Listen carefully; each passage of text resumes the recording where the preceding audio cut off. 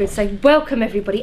My name's Kate. I'm a member of COUNTERFIRE, and I'm going to be chairing this meeting, which is a COUNTERFIRE meeting about obviously what's been going on with the floods recently. This meeting, In Deep Water, Climate Chaos, Capitalism and Austerity Britain. The first thing to say is, unfortunately, one of our speakers, Francesca Martinez, can't be here, unfortunately, with us, and is very sorry about that, but that is because her gig is overrunning that she's taking part in today. So that is a real shame, but obviously she had a big success today with the welfare petition that got debated in Parliament, so that's an absolutely excellent victory. So obviously she's a very busy person and was very, very sorry that she couldn't make it here today. But we do have two excellent speakers to kick off the discussion before we hand over to the floor. First of all, we've got ELAINE GRAHAM-LEIGH, who is on the steering committee of COUNTERFIRE, and she's also an expert on climate change and has written a very useful recent article on the site, if people haven't seen that. And then I'm going to hand over to James MEADWAY, who is also on the COUNTERFIRE steering committee, and he's a senior economist at the New Economics Foundation. So first of all, I'm going to start off with ELAINE, and then we'll hand over for questions and discussion and all that kind of thing. Okay, thanks Kate, and hi everyone. Can everyone hear me if I stay sitting down? Because I've not done my back in, so I'm not very good at standing up at the moment. So yeah, excellent. So you might have seen in the press today that the Met Office has now confirmed that this winter has been the wettest since 1766. So we know that something unusual has been happening. And to clarify, it's not that the winter in 1766 was wetter. It's just that's when people started keeping anywhere near reliable records. So we don't know when it last rained this much in the winter in the south of England. So I should put in a caveat here that weather is not the same as climate, and there's a tendency to kind of take one day of extreme weather and say, aha, this proves climate change, which okay, it's fine. But the problem is, of course, is that the climate change deniers also do the same thing. That they take every day of snow in the winter or kind of slightly mild summer and say, aha, this proves that climate change is a lie and the plot of the UN and whatever their particular fixation is. So we have to be careful when we're talking about whether not to just read off from any particular event and say this is definitely proving that climate change is happening. But on the other hand, of course, with this winter, we've seen actually a spokesperson for the Met Office and also Lord Stern, who did the Stern report into the economic costs of climate change in 2006, both saying that no, actually this is a real indication that climate change really is happening. So I think we're on fairly secure ground here to say that actually the weather patterns that we've seen across the globe, which of course includes the very harsh winter in the US and actually the heat wave in Australia, this is all part of what a warming world would look like. And part of what a warming world would look like is you get more extreme weather, you get more natural disasters. So it's not just that it's kind of nice and warm in the summer and not so cold in the winter. You get really freaky weather like we've seen with the floods. So basically, this is a kind of a wake-up call, if you like, to the West, the same as when Hurricane Katrina hit New Orleans in 2005. It's saying, actually, we're not immune to the effects of climate change. Actually, we have to do something about it. And of course, partly what we need to do about it, obviously, is try and stop climate change from getting any worse, which I think James is going to talk about, so I'm not going to talk about that side too much. But the other thing is, of course, even if we slashed our greenhouse gas emissions to zero tomorrow, we would still have to deal with the stuff that we've already emitted and is up there now in the atmosphere, creating the greenhouse effect. So with a certain amount of climate change, we're kind of stuck with, really. So the other thing we have to do is actually deal with the extreme weather that we're going to get. So what I want to talk about is kind of how the floods that we've seen this winter in the south of England show actually how a neoliberal system like we've got at the moment is completely crap at dealing with that. And how, therefore, what part of what we need to be doing is fighting for a fairer way of dealing with the effects of this sort of extreme weather. So the first thing I thought that might be interesting to talk about is actually how remarkably bad this has made the government look. I mean, David Cameron has not exactly bestrode the Somerset Levels as a colossus with his wonderful solutions for dealing with the floods. I mean, when the government spends most of its time apparently fighting with its own Environment Agency, it doesn't really make them look in control. And when you have incidents like people in Raisbury actually driving the Environment Agency out of town briefly, when the Thames burst its banks because they were so angry with how the government had been dealing or failing to deal with the floods, this again does not make the government look like they're in control. And I find it kind of, one shouldn't find anything about the situation funny, but it's kind of funny in a sort of slightly black sort of way, how they're getting it from both sides. Because, they was, before they were elected. David Cameron was all kind of, it's going to be the greenest government on record. He's a green Tory, and he went to the Arctic, I think, and hung out with huskies for a bit, didn't he? I remember the film. So on the one hand, they were kind of like, we're going to be so green. But then, of course, when they're in government, they do absolutely nothing about it. And in fact, rather than encouraging, renewable energy generation, what they encourage is fracking. And so you can see that they're actually fundamentally committed to fossil fuels. So they quite rightly get it in the neck from people who appreciate what a problem climate change is when something like the floods happen, and remind everyone that climate change really is an issue and you can't just brush it under the carpet. But the funny thing is that they're also getting it in the neck from the climate change deniers. So, I mean, the Tory party, I think, is the obvious party for people who don't believe that climate change is a real thing or that it's not caused by humans. And clearly they know that too. I mean, this is why you appoint someone like Owen Paterson, who's the Environment Secretary and is actually a climate change denier. That's why you appoint someone like that as your Environment Secretary. It's to say to your lunatic fringe in the Tory party that, we might be doing all this kind of green posturing to get Liberals to vote for us, but, we're really on your side. And large parts of the Tory party, I think, are rather like my father, who does not believe in climate change, thinks it's all a Liberal plot, and deliberately uses his car even when it would be easier not to, just because no one's going to stop him from driving his car. So, the Tories have got to keep that side happy.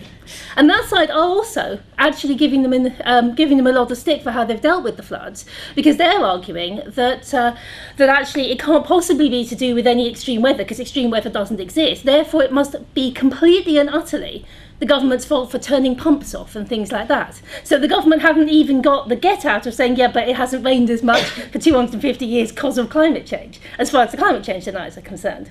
So they've kind of made themselves look stupid to everybody, which, is quite entertaining, really.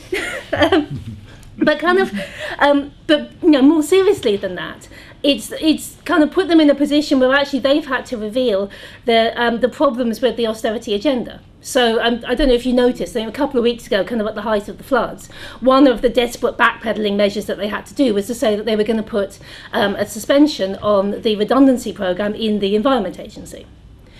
So, I mean, you can see that headlines saying, and they've just made loads of staff in the Environment Agency redundant, wouldn't have looked too good at that point.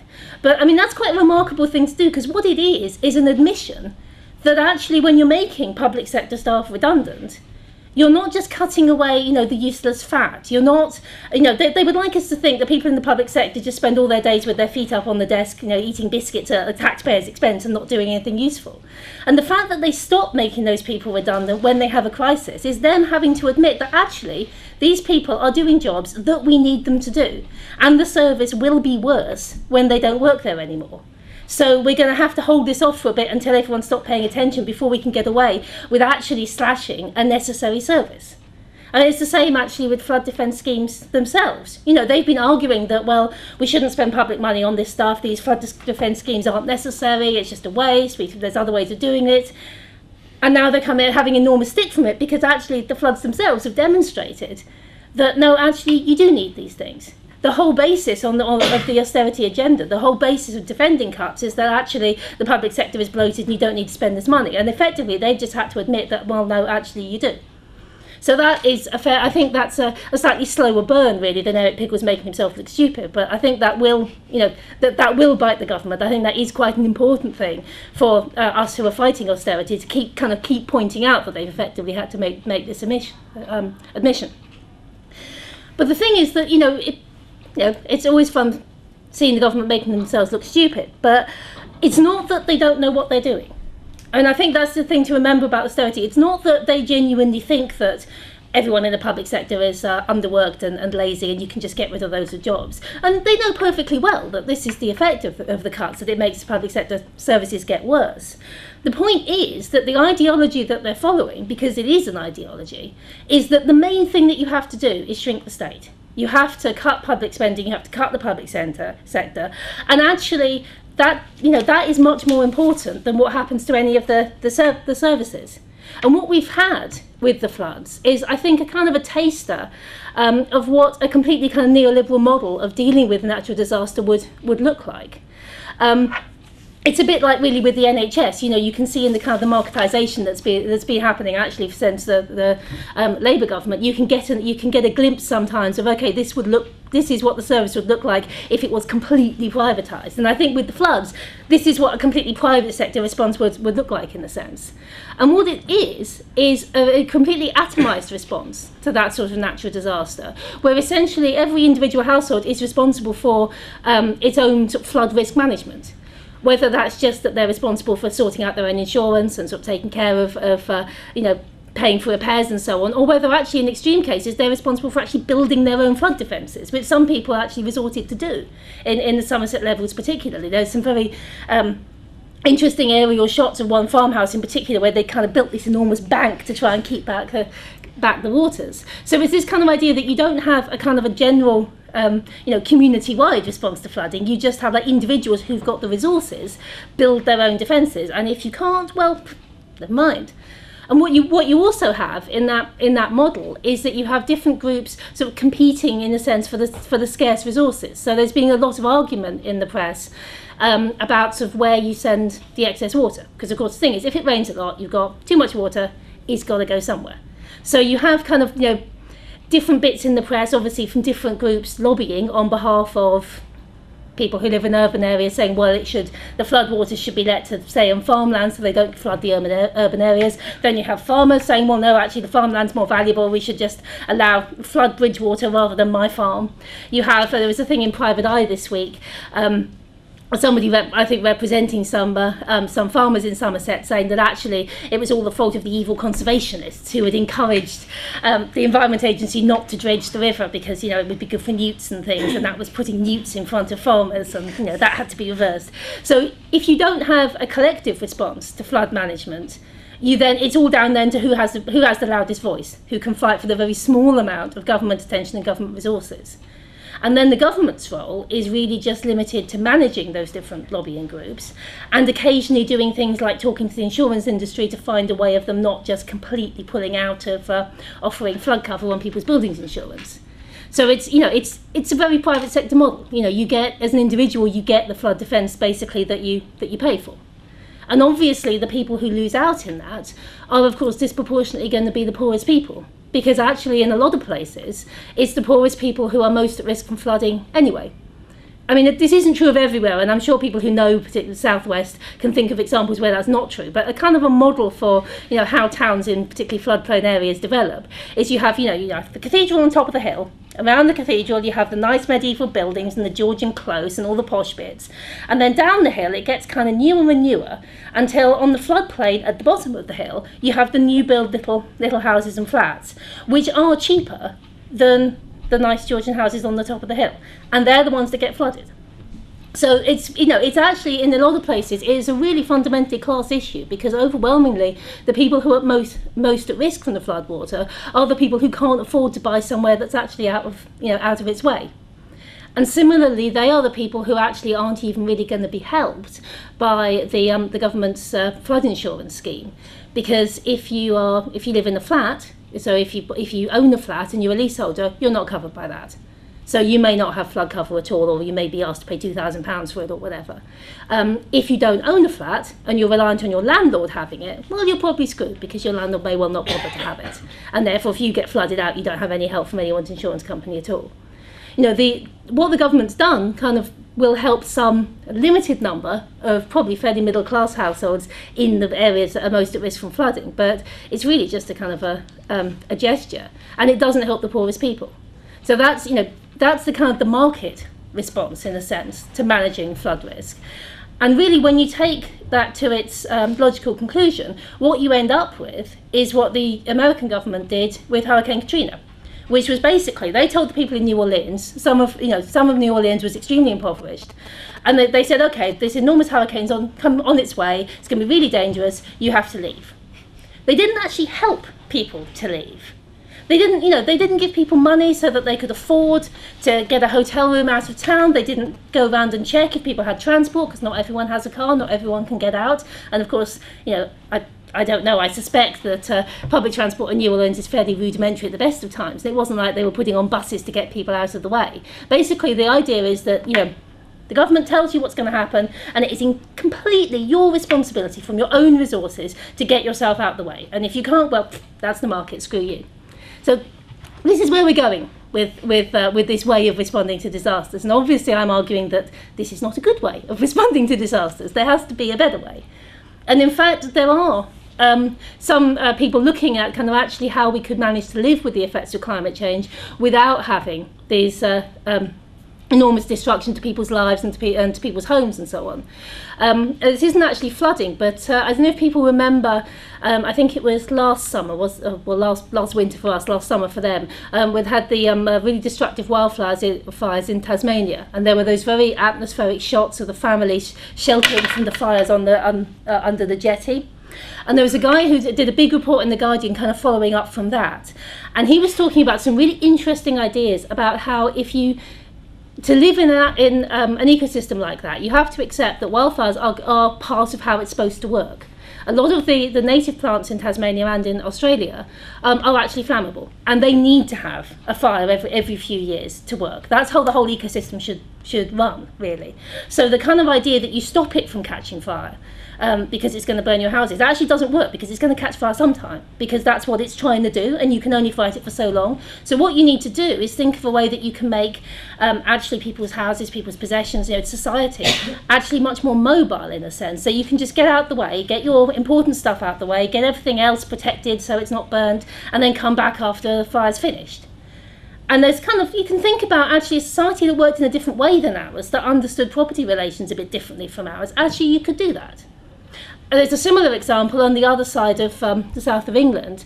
There's particularly one village called Happisburgh, which is in Suffolk on the coast, and that coast is suffering from quite severe coastal erosion, and Happisburgh is now kind of really quite near to the edge, and at some point fairly soon it's going to start going over.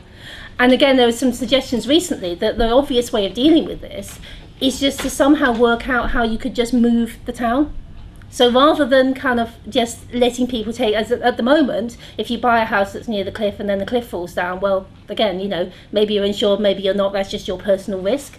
But actually, if you had some sort of collective property ownership, you could just move it every decade, every 2 decades, whatever, as the coast gets eroded, which again is a very kind of uncapitalist way of thinking about property.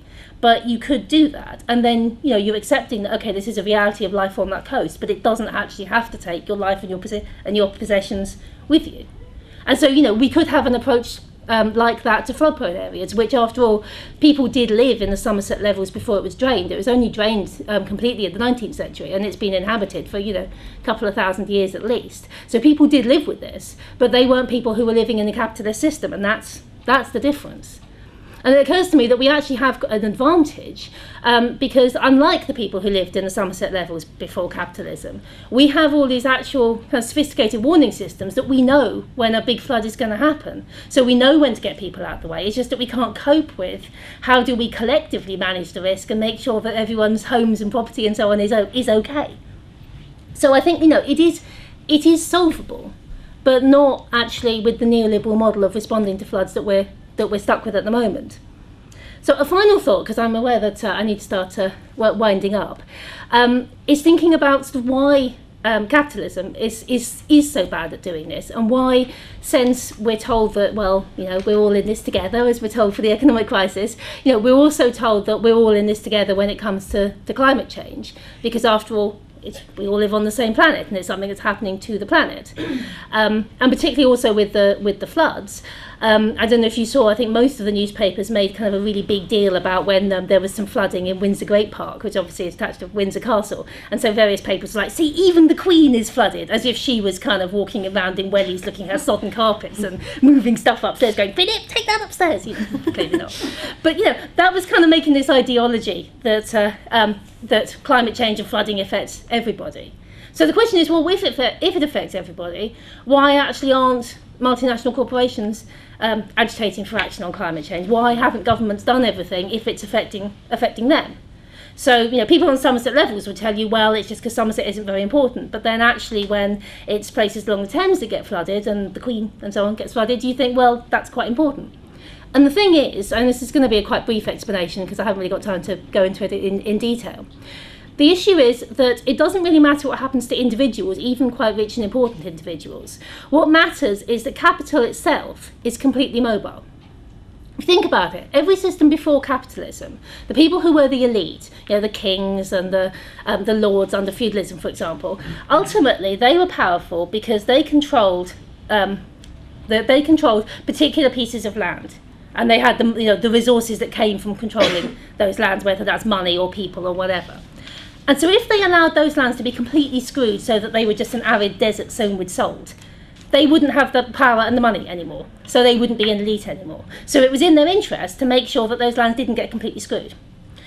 If you are a capitalist, you can invest in the most environmentally destructive process that you want. You can invest in logging, you can invest in fracking, all of these processes that completely screw the land that you're doing it to. Because when you've done that, when you've extracted your profit and actually now it's no longer profitable to be invested in that, you just take your money and invest it somewhere else. You don't have to care what you've done.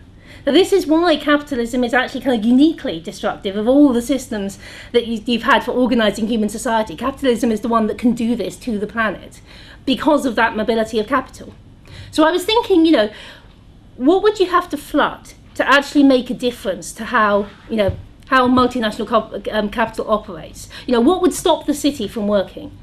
And I was thinking, even if you could have the Thames Barrier fail and flood the city, and it wouldn't actually stop the city from working.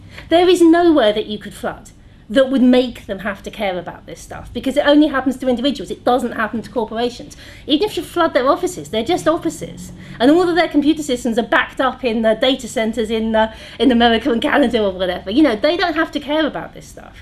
So sometimes when you talk to Greens, and so Greens who kind of aren't really also revolutionaries, I don't appreciate that you should be a revolutionary if you're a Green, say, oh well, we can leave it to corporations. They'll step in. We just have to keep reminding them, and they'll sort it out.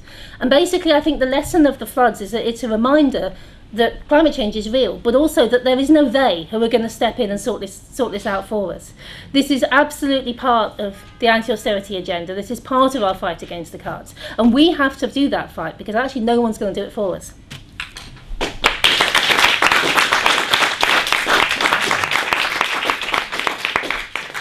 Thank you ever so much, Elaine, for a really interesting talk. I'm now going to hand over to James MEADWAY before we begin our discussion. I'm going to talk about, I'm going to pick up where Elaine left off, which is the relationship between climate change and austerity, and talk a bit about the crisis and how it fits in with the economic crisis.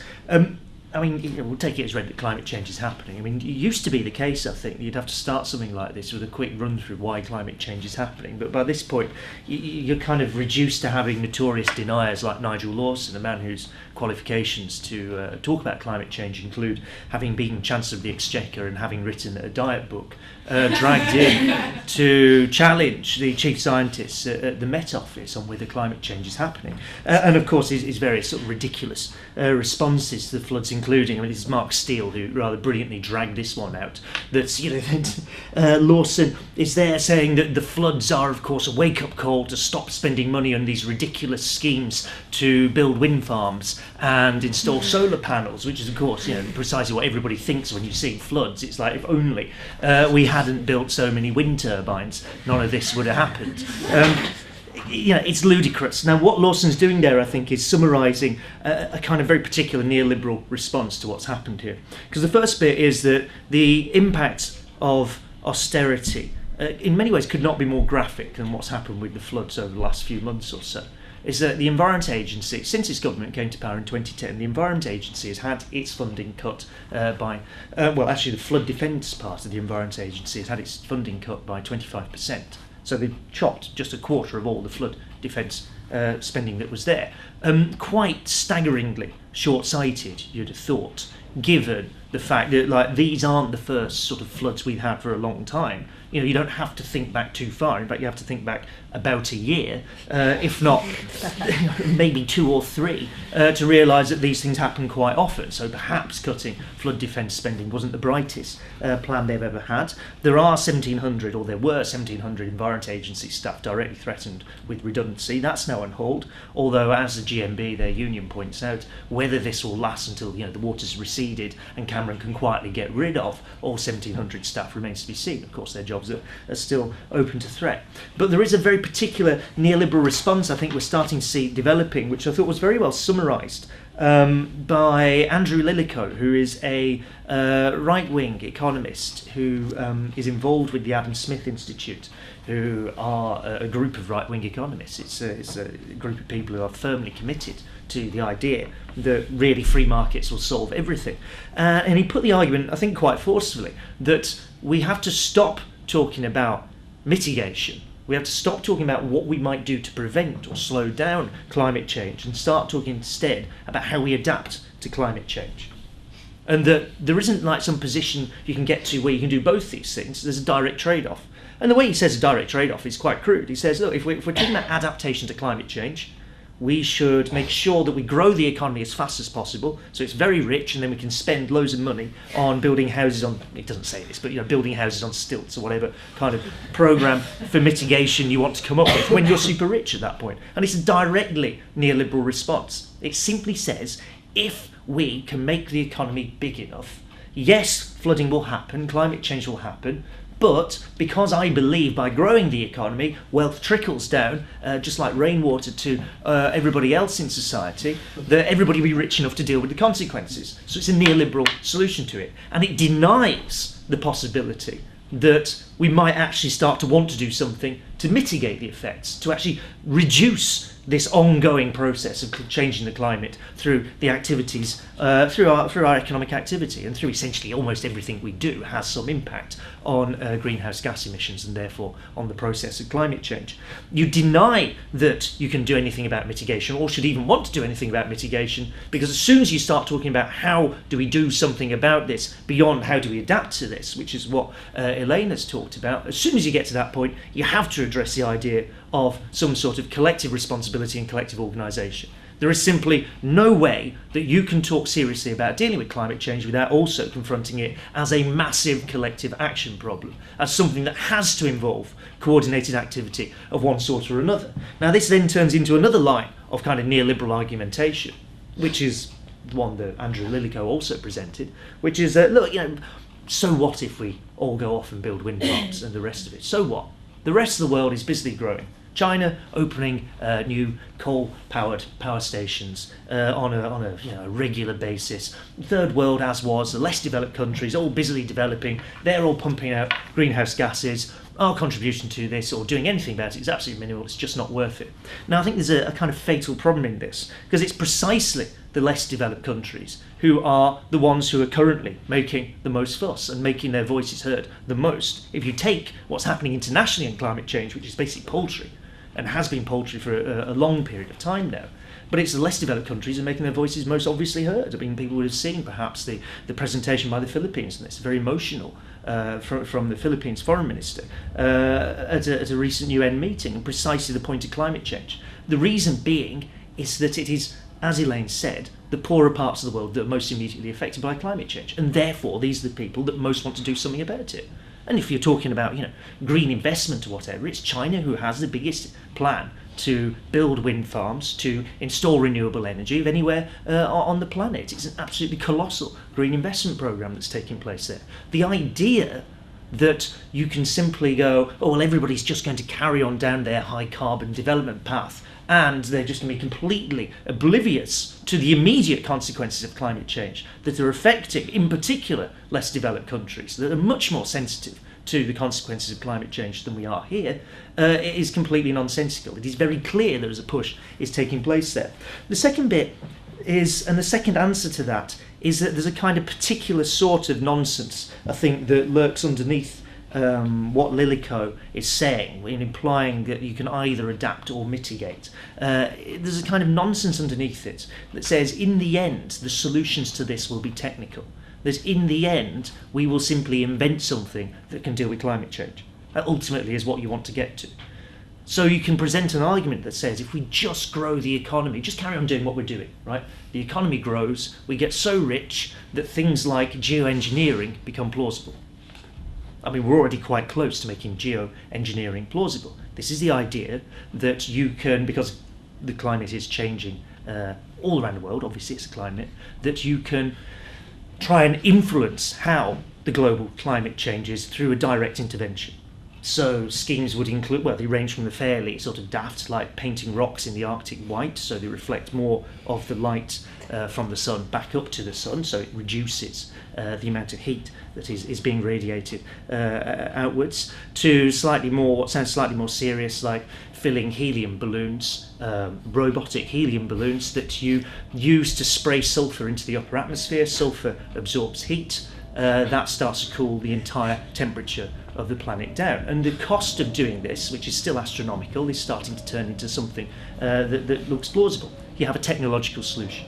You have something that you can eventually just press a button. And what this is denying, I think, again, is the idea that the solutions, the real solutions to this, the ones you might plausibly get to, the ones that don't, as in the case of geoengineering, carry themselves fantastic, basically unknowable risks. You know, if you start deliberately trying to alter, never mind accidentally altering the climate, we've now been doing that for about 200 years.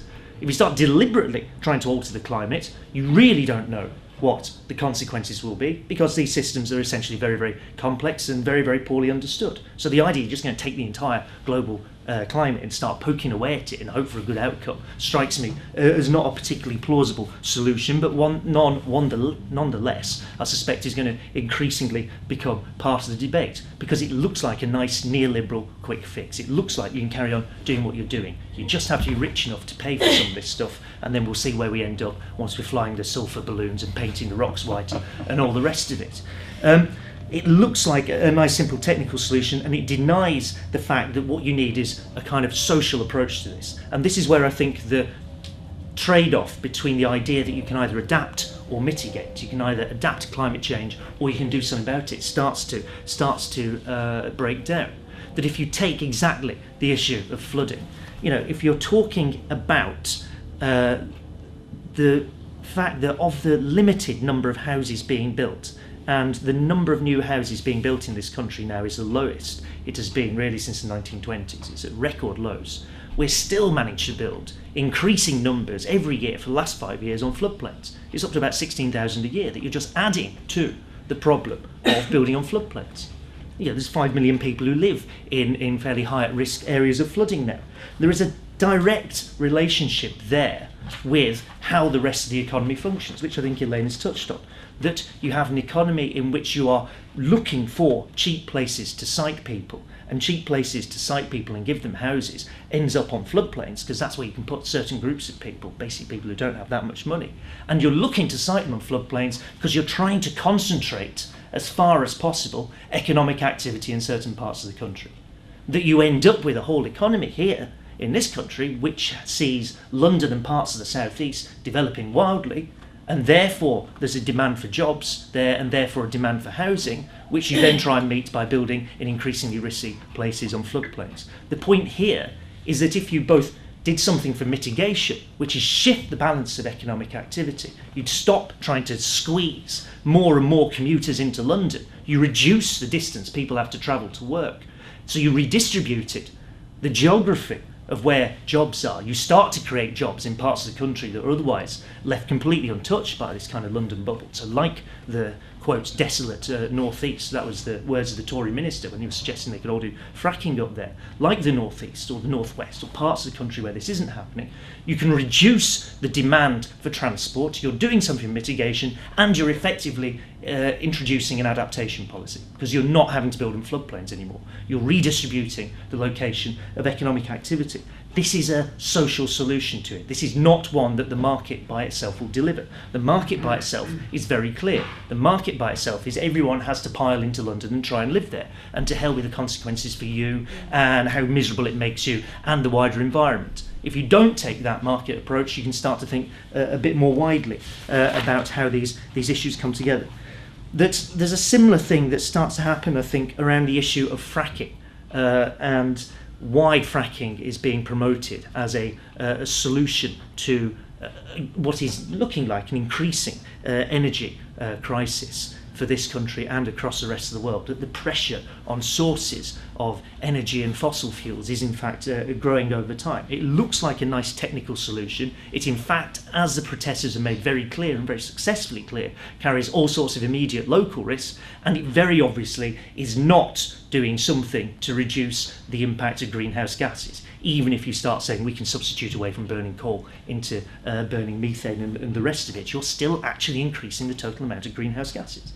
That instead of doing this, you should be talking about installing wind farms, installing things like tidal power, and that a critical part of why and how it is possible to store wind farms in particular, which do run into objections from local people who don't necessarily want a great big set of wind turbines sitting what is otherwise a load of fields they quite like. The way round that is precisely, I think, breaking open the model of energy ownership we have in this country, which is a couple of very, very large firms basically run the entire market, very large, very profit-oriented, very, very indifferent at best to the demands of wider society, because the big six energy companies care about their profits and little else. That you crack open that model and you start talking about public ownership of these resources and community ownership, immediately you can see how you reduce the local objections to wind farms because you give a community a stake in it, and you can see how you have a different approach to energy policy more generally because it's not steered by profit. Now, to sort of wrap this up a bit, because Kate's kind of scribbling away at me down there, or was, is to gets you into, I think, something that gets you to the dead heart of how capitalism operates, which is Elaine touched on. And I think her description of the mobility of capital is absolutely right. But I also think we have to attach it to something that's still very important to capital, which is the role of the state in all of this. Because there's this sort of myth, I mean, the best way of understanding capitalism is still Karl Marx, and broadly speaking what Karl Marx had to say about it, that his description of this mobile, acquisitive system that's incredibly innovative, incredibly dynamic, but produces huge social consequences elsewhere, I think is unsurpassed. But there's a myth about Marx that you sometimes bump into, perhaps in the Green movement, that he was indifferent to the environment. He didn't care. He was all about, let's just, install new technology, exploit the environment because it's us dominating nature and that's the way of progress and the rest of it. I think John Bellamy Foster in particular has done a very good job of exposing some of that, but Marx himself made it very clear. He said that value doesn't just come from what people produce, it comes from what people produce and nature. He's absolutely explicit about this. His critique of the Gotha programme, an attempt by German socialists to provide an early kind of socialist programme for the German Workers' Party, was precisely on the point that they said value comes from labour, comes from human activity. Marx scribbles this out and writes rubbish, value comes from labour and nature together. And I think that has a very particular consequence for understanding the relationship between what's happening with the climate and the economic crisis we're now in. Because at root, the economic crisis we're in is a failure of capital to realise value. It's a desperate attempt to try and make profits. It is seeing those profits realised in the mass by big corporations they're now sitting on, but underlying that is a decline in growth, particularly for the Western economies, for developed economies like this one, and a difficulty in extracting value out of our labour. And if you're finding it hard to extract value out of our labour, and then of course sell us the value that's been extracted in the form of goods and the rest of it, you can start to look for solutions to that. I think it was Rosa Luxemburg who highlighted this when talking about the drive of capitalism into imperialism, into the need to expand what capitalism does, that when it hits a crisis through trying to exploit people at home, it tries to look for other places to go and exploit people. Well, I think it's not just exploiting people, it's exploiting nature. And you get a drive through crisis into the increased exploitation of nature, which you can see, I think, happening absolutely all over the place at the minute. That you get a drive into fracking, into tar sands, into the lunacy of attempting to dig for oil in the Arctic Circle. That this desperate search for new bits of nature to exploit, and of course not caring about the consequences, is very much part of the crisis that we've now ended up in. And I'll wrap up on this one, that drive to find new areas to exploit is itself attached to the other part of what makes capitalism such a vile system, It's attached to the other part, which is that we live under a system of capitalist states which listen in the end to the interests of their local capitalist class, and that those states can ultimately go to war for the interests of that capitalist class, and that if there is increasing competition for natural resources, then the prospect of war lurks not too far behind it. That, in other words, you get a reinforcement of, through the crisis, the drive towards imperialism, the drive towards trying to carve and recarve the world, and that if this is matched up to a failure to generate value from exploiting people, then you can try and generate value from exploiting nature instead. And that those things can interact in the most horrible fashion.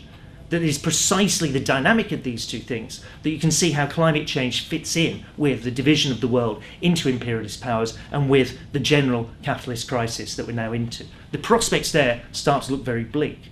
That what you have to say in contrast to this is two things, I think. One is that capitalism itself is a driving force behind climate change. That the way it operates, that mobility, that rapaciousness is precisely the driving force behind it. But capitalism, with its capitalist state, is what produces the war and the conflict and the drive towards imperialism. That if you want to end capitalism, you have to be serious about ending both these things. That as far as possible, you break that dynamic of the desperate search for profits everywhere, and you break the dynamic it gets attached to of military competition, of imperialism, and the drive to war. So the fight against war, the fight against imperialism, particularly in a country like this one, which remains the world's fourth, fifth biggest military spender on the planet, is an essential part of attempting to transform the world and dealing not just with climate change, but dealing with capitalism as such. Thank you.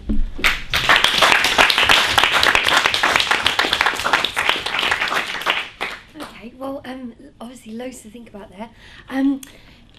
We're now going to hand it over for questions and comments and discussion. So if you would like to speak, please just indicate at me and I'll call people. Yeah, you can ask a question or make a contribution or anything like that.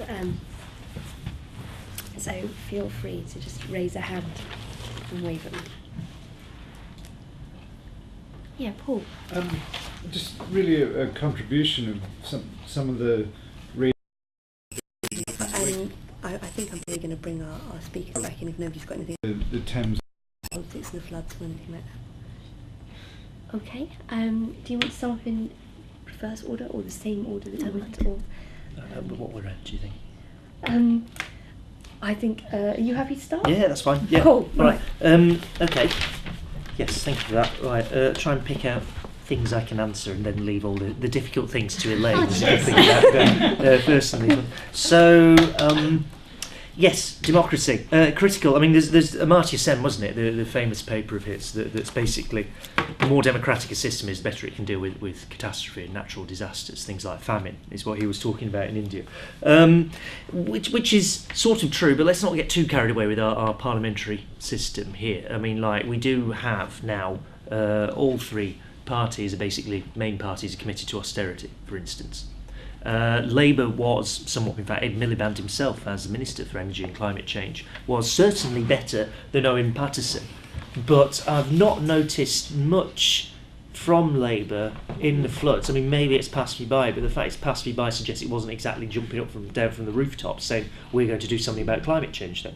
Not least because if you say, let's do something about climate change, you bump straight into, well, that probably means doing something about austerity, which is ending it, one way or the other. Like you run into, as Cameron, rather to his cost, but to our immense benefit, by the way. I mean, talk about driving a coach and horses through the entirety of the government's argument for austerity, that as soon as you say money is no object, that's it. There is no case for austerity anymore. It's gone. And it's David Cameron who's done your work for you in this one. And I don't see why that particular phrase cannot be used in almost any circumstances if anyone dares suggest that perhaps the cuts are necessary in any sense. But let's not get too carried away with our parliamentary system here and the process of lobbying and the actual weakness of the response that's happened. And without overstating the case, it's environmental protests in places like China that are now absolutely huge and forcing the government there to respond, mostly because the consequences of not so much climate change, but very direct pollution, that if you're busy industrialising for the last 30 years with limited protections on the environment, then lo and behold you end up with Beijing shrouded in smog for great chunks of the year, and other cities. Huge protests there now that are having a determinate impact. So it's not just that we have a parliamentary system and isn't that wonderful. There's kind of more to it. And of course I think there's something quite optimistic in this, that if you have, if you have basics of internationalist understanding of the world, if you have ordinary working people protesting in China about climate change and about pollution and the rest of it, lo and behold, it strikes me that you have a common interest with people in the rest of the world who are affected by this, that this starts to generate a common interest about how you might start to deal with what is an immense global problem. There's at least implicitly in that something something that you can build on. There is a specific issue raised about public perceptions of climate change and the polling that happened. I was just trying to dig out from the phone. The most recent polling in this, when they ask people what they really care about, what's the politically most important issues. So for months now, you've basically got economy vying with immigration, then everything else is considered significantly less important by most people. At the moment, the economy is somewhat more important than immigration. The failure of Romanians and Bulgarians to flood here in large numbers seems to have kind of sharpened people's minds on this issue somewhat, and frankly I don't blame them for not turning up either, given the treatment that was handed out over last year and the fact that the whole place is disappearing into actual floods over the last few months. It's not particularly compelling. So that's shifted perceptions on that one. What's really striking is that environment, do you think the environment is an important issue, has leapt up just in the last 3-4 months or so from about 5%-ish of people saying yes it's important to something approaching 20% of people saying yes it's important. Now that has to be a direct consequence of the floods. It absolutely has to be.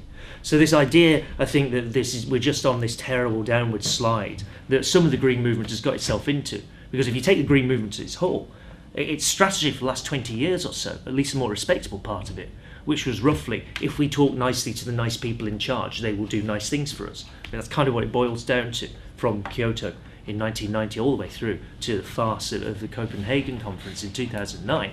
If we just ask them nicely, they'll do something. And what happens is, of course, everyone says, oh yes, it's terrible, and then nothing happens. So it's hit a crisis, and I think there's been quite a depressive effect on the environmental movement. The way to start to get that one to move is precisely to say that this is an issue in the end about the economy. This is about where a job's going to come from. This is about the kind of work we can create. And you don't have to envisage, the proverbial Russell Brand socialist utopia in a hotel room, or whatever his phrase was when he was put on the spot about this. You don't have to go that far to see at least parts of what you can do as a solution. The KfW, the big state investment bank in Germany, has for the last 5, 6, 7 years now created around 200,000 jobs a year in dealing with the consequences of climate change by installing loft insulation. So you're creating jobs, you are directly reducing people's fuel bills, and you're immediately having an impact on the greenhouse gas emissions of German households. And this is a huge programme that's going to rumble on for the next few years. Now, why on earth it isn't possible, never mind we need socialism to do this, you could do this tomorrow. You could do it right now. There's absolutely nothing preventing this happening. There's absolutely nothing preventing us putting pretty sensible, obvious, create secure jobs, do something about the environmental crisis, do something about the wider economic crisis. There's nothing to prevent arguments like that being presented. The issue that you run up against is that you might be able to do this here and that there and a few other bits and pieces. The totality of the system is still bearing down on you. And the difficulty is dealing with the totality of that system. But I think what you're looking at now is a political crisis, which maybe Elaine can touch on this. I mean, it has had some weird impacts. The ability of the right to reconstruct itself and present arguments, dredging. I mean, it's a stupid thing to do, but nonetheless it turned into the thing that you're supposed to be doing. Really stupid thing to do. It's not going to help with flooding. So, don't do it. It's going to make flooding worse, or it may make it worse somewhere down the river, so perhaps that's why you do it. Dredging, and suddenly Nigel Farage, a man who, if memory serves, their climate change spokesman is an outright climate change denier. I mean, he spends his time saying this isn't happening. Their environmental spokesman says there is no climate change, popping up in the floods in these Tory areas and looking sympathetic in his green wellies and the rest of it, trying to cash in on what I assume would be disaffected Tory voters who'd say, well, we're not going to vote for government anymore. Instead, we'll vote for the even more crazy right-wing cut everything, boo to Europe people. It's kind of erratic, and I think we do have to get used to a situation increasingly from this point onwards, because what we've seen in the last few months is this is how politics is going to be now. That climate change is going to be a continual, recurring and worsening thing, and it's going to affect every single argument that we have. That doesn't mean the right just roll over and say, oh yeah, you were right all along, like the environment matters and perhaps this is a collective problem. They'll respond with all kinds of bloody nonsense, which is precisely what's happened around the issue of dredging. So I think we have to be aware that it isn't an automatic win for us in this, that it means having arguments at work. And I think one of those arguments at work is trying to get the issue of the economy, of jobs, of things that affect people very directly, and tie it into this obvious now big wider problem of climate change. Thank you, James. Now I'm going to hand over to Elaine. Okay, thank you. Okay, there's loads of questions there. Thanks everyone for a really good discussion. I'll try and cover most of the things I've been asked directly. I mean, the first thing actually I wanted to pick up on James's point about dredging, because this came up quite a lot, and I had to kind of do some emergency reading to be like, okay, is this a good idea or not? And the thing is that it actually is kind of it rather sums up, I think, this kind of this sort of selfish everyone for themselves response, because the point about dredging is that if you are flooded because the river is silted up where you are, getting rid of that silt will just put all the extra water going even faster downstream. So it is that basic, okay, don't flood my enormous £1 million farm, flood Bridgewater. That's what it's about. So you can imagine in a kind of a privatised response to flooding, you'd have all these kind of battles about, well, you dredge the river, so therefore there's flooding here, so then we dredge that, so the flooding goes even further down, and so on and so on. So it's kind of the opposite of a sensible collective response. So on Dan's point, and I think Vlad also mentioned this being kind of our sort of Katrina moment. It's this kind of almost the first example in certainly the south of England of actually that climate change is real, and it's not just something that happens in Bangladesh. It also happens to us, which is clearly very important. But I think we need to be careful about thinking that the weather will do our work for us. I think this is a mistake actually that the Green Movement made actually in the aftermath of Katrina, that we thought, right, we've been saying for ages that these sorts of natural disasters will start happening in the West. Now they've started happening. Everyone is now thinking about climate change, caring about climate change. This is a good thing, although not for the 2,000 people who died in Hurricane Katrina, but to stop further more people dying, yes, it is a good thing. And therefore, we can there'll be lots of other events like this that we can continue to ram our message home. And then there weren't, and everyone forgot about it. And this is the point that, it does focus minds, but it only focuses minds for a while. So we have to be making this part of the campaigning that we do. And I think James is absolutely right that a kind of a Green New Deal approach, pointing out that actually this is a way of creating jobs, that creating a green infrastructure means actually improving job prospects for people. This is a way of doing that and making it part of the campaign that we're already doing, rather than kind of having like climate change is like a separate thing over here that sometimes we can get people to pay attention to and sometimes we can't, because even a big disaster like Katrina, people forget about that. So it's not going to be like the climate change will deliver us events like this reliably every year to remind people, because it might not. It doesn't work like that. The point that Maya made about that, okay, it affects the poorest people, but it affects poor people in the third world have even less opportunity to do something about it than people in the West. I mean, I think that's true, and I think James has already responded to the point about democratic societies being better able to respond to these things. I think that there does. I think one also. I mean, it is true. I think one also has to be careful about this, because there is a tendency, from a lot of the Green Movement, to kind of end up in a position where what you're doing is blaming poor people in the West. That you say, okay, well, clearly this is happening to the third world. It's as a result of Western behaviour, which is true, but the behaviours, whether it's eating McDonald's or whatever it is mostly what poor people do, because they're not as enlightened as us. We middle class nice people. So therefore, it becomes that all the problems of climate change are actually the fault of poor people. Whether this And actually then that becomes actually an argument that we're getting. It's really quite similar from the arguments in favour of austerity, that actually it's poor people's existence, their consumption. They're too greedy, they need too much benefits, they eat too much, they cause too many greenhouse gas emissions. Somehow it's all their fault. And that is, it sounds funny, but it is actually quite a big strand in kind of green thinking. So I think we need to be careful and kind of aware of that argument, I think. I think Vlad's point about the sort of the level on which you take action. I mean, this is again a tendency of Greens has been to say that, well, it's all about individual action, and this is something you can generalise across the world because it's a global problem. So if everyone, just as I think John said, just changes their light bulbs, then this will sort it out. And I think clearly what the level that we need to be looking at is the national. I mean, our job as revolutionaries in this country is to deal with what our government does.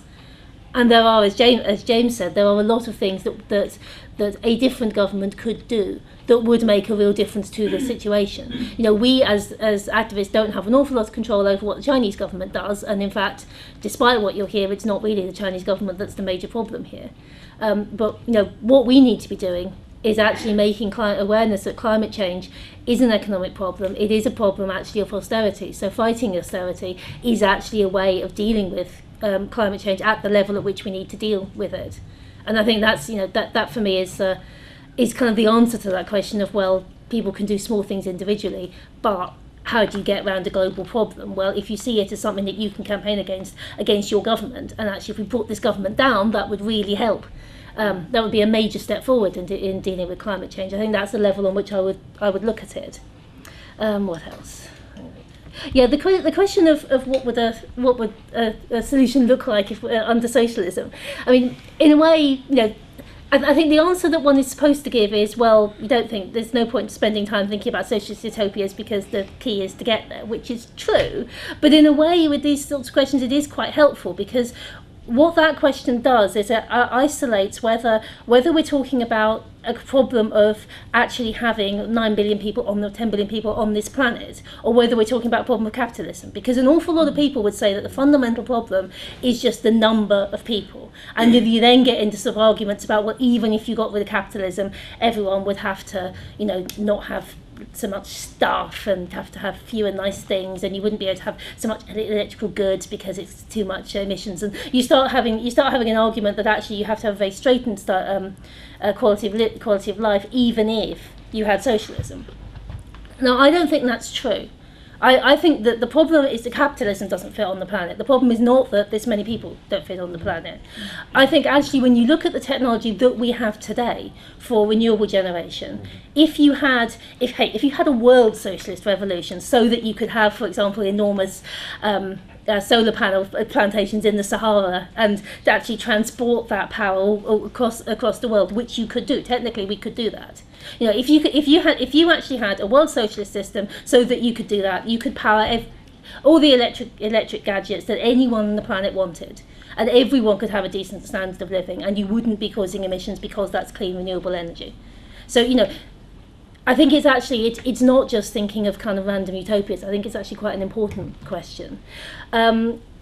There are sort of quite small, quite low-level things that, like for example in Cuba, in Venezuela, you know, so there are not so much, as far as I know, around renewable generation, but certainly around sustainable food production. So particularly Venezuela and Cuba are sort of at the forefront of kind of urban agriculture and that kind of thing.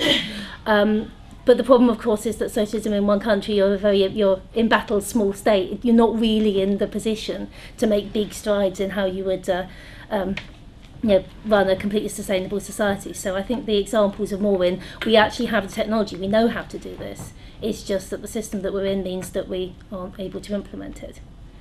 I think the point about school teaching about climate change, I think it's very bad if people aren't talking about climate change in schools. But on the other hand, I mean, it's quite a long time ago now, but I just about remember when I was a school kid, I didn't listen to anything that my teacher said about anything.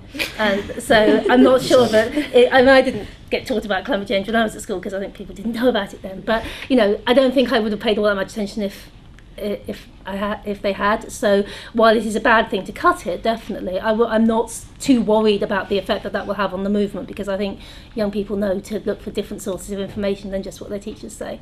And the final point is Rowan's question about moving villages around. The examples that I know, I mean, the thing with moving villages or towns, even if you're looking at pre-capitalism, the tendency is that authorities want to know where people are and they want them to stay there so that they know how to tax them. So the examples that I know are from periods and areas where actually there wasn't strong central authority. So, for example, there's a town in south of France called Limoux, which is very nice. I recommend, if you're in the south of France, go to Limoux. It's really pretty. And that in the 12th century, for reasons that I will not go into, there wasn't any authority. So basically it's a small town, it's got a reasonable amount of money, they have quite a lot of trade, and they can basically do what they like. Because there's no strong central authority, there's quite a lot of kind of bandit activity in the area. So basically, Limoux kind of commutes They spend some of the time with the town down by the river because that's more convenient. And then when the area gets too violent, they move off on top of the hill where they've got kind of fortifications and stay there for a couple of years. And then they move back down again. And they just kind of move according to the objective conditions around them. And that shows you that, you know, that can be a perfectly viable way to live. But it doesn't work if you've got a lord who's saying, well, I want to know where you are because I want to collect the rents. But if you just have a community that's saying, actually, you know what, it'll work better for us to be down by the river for the next year, then yeah, you can do it. It's not a capitalist way of doing it, but it's possible. So, and I think there I will stop.